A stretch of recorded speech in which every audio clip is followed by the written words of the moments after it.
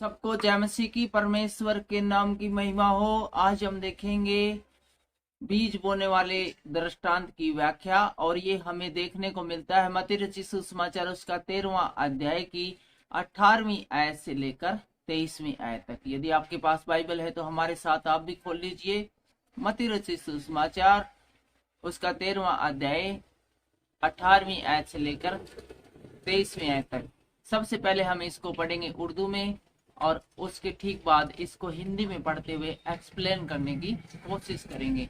लेकिन सबसे पहले देखते हैं उर्दू में, और उर्दू में इसका शीर्षक है बीज बोने वाले की तमशील की तसरीह।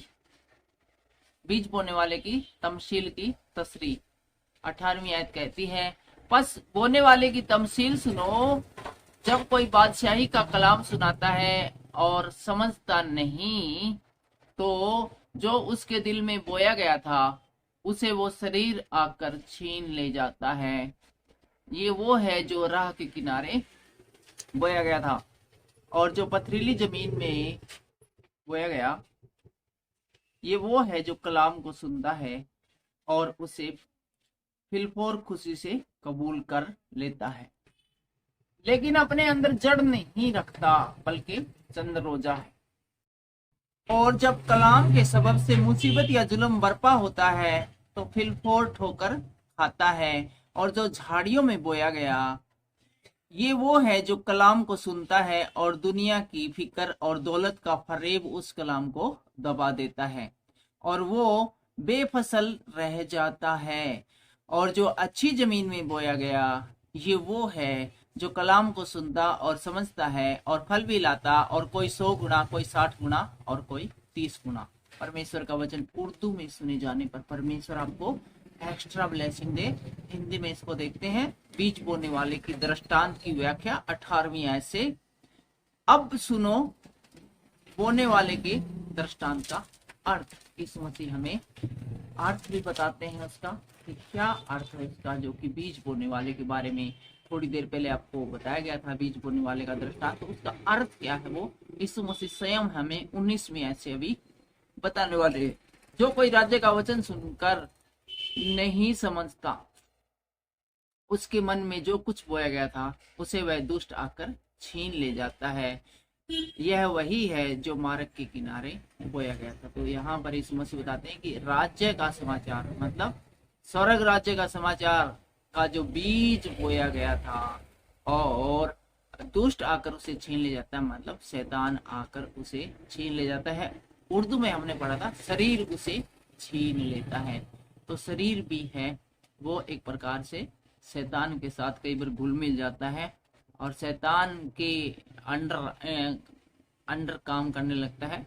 शैतान के बताए गए दिशा निर्देशों के अनुसार काम करने लगता है। इसीलिए हमारे मन में कई प्रकार की अभिलाषाएं हैं वो जन्म ले लेती है, और हमारा मन भी कई बार है वो शैतान से सांठ-गांठ कर लेता है, उससे चुपके से एग्रीमेंट्स कर लेता है और हमारी आत्मा से के खिलाफ वो जाने लगता है। तो यहाँ पर यीशु मसीह हमें यही बताता है कि जो कोई राज्य का वचन सुनकर नहीं समझता, नहीं समझ रहा है, किसी कोई बात समझ में नहीं आ रही है, बाइबल की बात, पास्टर की बात समझ में नहीं आ रही है, स्वर्ग राज्य की बात समझ में नहीं आ रही, इसका मतलब कुछ न कुछ हमारे आसपास गड़बड़ है। और 20वीं आयत में कहती है, और जो पथरीली भूमि पर बोया गया, यह वही है जो वचन सुनकर तुरंत आनंद के साथ मान लेता है। कुछ लोगों को वचन सुनाया जाता है, तुरंत ही उनकी आत्मा ओ पास्टर जी बस न्याल कर दिए, हम तो आज तक अंधकार में जी रहे थे, अच्छी रोशनी हमें आज ही मिली है।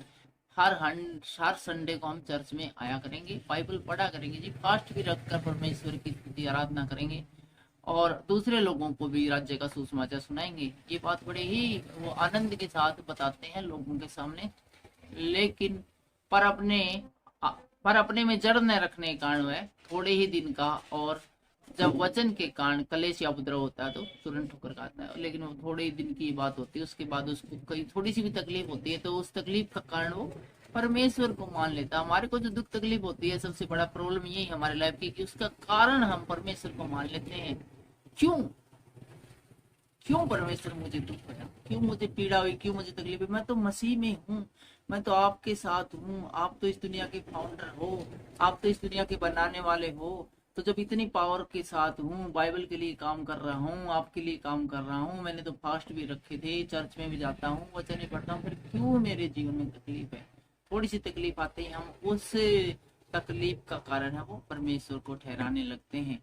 और जब इस प्रकार से हम परमेश्वर को तकलीफ का कारण ठहराने लगते हैं तो परमेश्वर से हम दूर हो जाते हैं। जब हम किसी मित्र को, रिश्तेदार को, दोस्त को देखते हैं कि उसकी वजह से हमें ऐसा लगता है हमें कि हमें इसकी वजह से नुकसान हो रहा है या होने वाला है, या इसकी वजह से हमें लाभ नहीं मिल रहा है, या इस व्यक्ति की हमें वजह से हमें आगे कोई लाभ नहीं मिल रहा है, तो ऐसे व्यक्ति को हम छोड़ देते हैं, उससे दूरियां कायम कर लेते हैं। इसी प्रकार से परमेश्वर से भी जब हमारे जीवन में कोई दुख तकलीफ आती है तो एक दूरी बना लेते हैं, और हमें लगता है कि परमेश्वर हमारे लिए कार्य नहीं करेगा, वो हमारे लिए काम कर भी नहीं रहा है, और अपने मन में ही सब कुछ सोच विचार के परमेश्वर को छोड़ देते हैं। 22वें अध्याय में कहते हैं, जो झाड़ियों में बोया गया यह वह है जो वचन को सुनता है, पर इस संसार की चिंता और धन का धोखा वचन को दबा देता है और वह फल नहीं लाता। इसके अलावा जो झाड़ियों में बोया गया था, ये वो व्यक्ति है जो वचन को सुनते तो हैं, आनंद के साथ सुनते हैं और वचन पर चलना भी शुरू कर देते हैं, लेकिन धन का धोखा है, लालच है, और भी कई प्रकार की चिंताएं जीवन में रहते हुए है। मैंने आज ही फेसबुक के ऊपर लिखा, क्या लिखा है, जीवन में दुख तकलीफ और प्रॉब्लम इसलिए है क्योंकि हम जिंदा लोगों के बीच में रहते हैं। एक बार मुर्दा लोगों के बीच में चले गए तो सब खत्म। जितना लोगों के बीच में रहते हैं, तकलीफें दुख तो ये तो आती जाती ही रहेंगी, लेकिन उसकी वजह से परमेश्वर का साथ छोड़ देना कोई समझदारी नहीं है। 23वें अध्याय में कहते हैं, जो अच्छी भूमि में बोया गया वह है जो वचन को सुनकर समझता है और फल लाता है, कोई 100 गुना, कोई 60 गुना और कोई 30 गुना। यहाँ पर बताया गया है कि जो अच्छी भूमि में बोया गया वही है जो वचन को सुनकर समझता है और फल लाता है। वचन को सुनना है, उसको समझना है, उसके अकॉर्डिंग अपने को आगे की लाइफ को रन करना है, परमेश्वर का साथ नहीं छोड़ना है, निरंतर परमेश्वर में बने रहने हैं।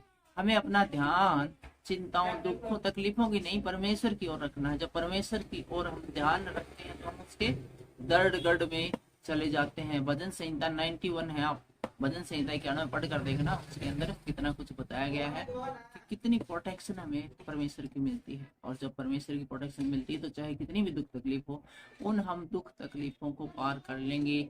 हम गाड़ी में जा रहे होते हैं, ब्रेकर आते हैं या जाम लग जाता है, तो इसका मतलब हमें हम घबरा जाते हैं? नहीं घबराते हैं, नहीं डरते हैं, पता है जाम थोड़ी देर का है। तो इसलिए मत डरिए, मत चिंता कीजिए, प्रॉब्लम थोड़ी देर की है, आगे समय आएगा, नई प्रॉब्लम आएंगी। जब तक लाइफ है, जिंदा लोगों के बीच में रहेंगे, हमारे प्रॉब्लम आती रहेंगी, क्योंकि जिंदा लोगों के हम बीच में रहते हैं, उन लोगों के जीवन में प्रॉब्लम ही प्रॉब्लम है। इकोसिस्टम ऐसा बनाया गया है मल्टीनेशनल कंपनी के द्वारा कि हर व्यक्ति हमेशा प्रॉब्लम में ही रहे, ताकि उस प्रॉब्लम के कारण है ये दुनिया है चलते रहे, उनके धंधे जाम चलते रहे, लोगों को रोजगार मिलता रहे। और यही बताया है लास्ट की लाइन में कि यदि आपको परमेश्वर से फल पाना है 30 गुना, 60 गुना, 100 गुना, तो निरंतर है, वचन को पढ़िए, वचन को सुनिए, वचन को समझिए, उसके बाद आपको 100 गुना तक फल मिलेगा, 1000 गुना, 10,000 गुना, लाख गुना तक मिल सकता है। ऐसा हम पुराने नियम में देखते आए हैं। आज के इन वचनों के द्वारा परमेश्वर आपको आशीष दे, बरकत दे। सबको जय मसीह की जय हिंद।